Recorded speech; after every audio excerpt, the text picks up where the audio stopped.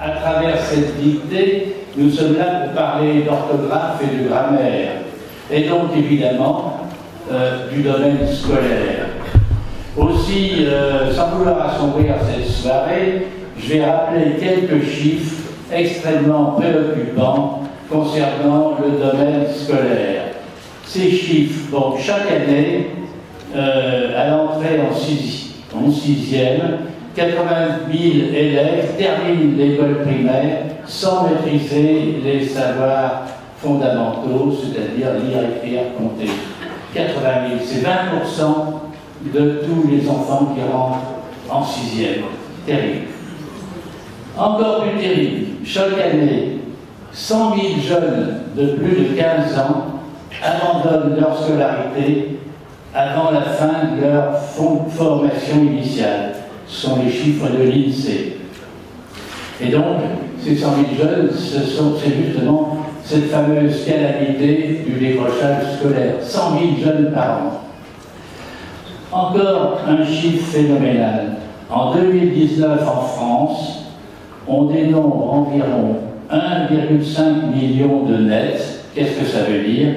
Ni en emploi, ni en formation, ni en études. Ce sont 13% des 15-29 ans. Chiffre de l'INSEE. Et je vous assène un dernier chiffre effroyable, c'est-à-dire que le décrochage scolaire coûte chaque année à la nation 23 milliards d'euros qui viennent s'ajouter aux plus de 60 milliards d'euros du budget de l'éducation nationale. Voilà des chiffres pas réjouissants, mais justement, face à cela, le Rotary a choisi de soutenir l'association Coup de pouce à travers l'association rotarienne Savoir Lire, que nous avons créée il y a une vingtaine d'années, spécialement parmi les Rotary Club de Lyon, pour soutenir sous le long terme l'association Coup de pouce. Et pourquoi? Parce que l'association Coup de pouce dispose de tous les moyens pour faire échec à cette calamité.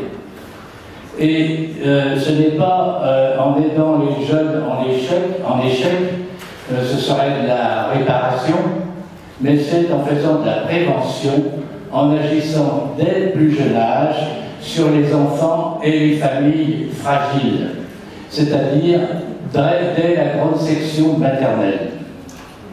Et Laura Virinel de l'association Coup de pouce va vous en dire un tout petit peu plus sur les bienfaits de l'ingénierie Coup de pouce.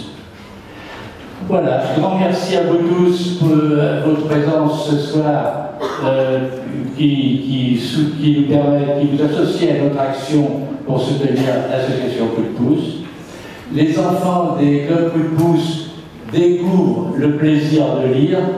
Eh bien, ce soir, prenons plaisir à écrire.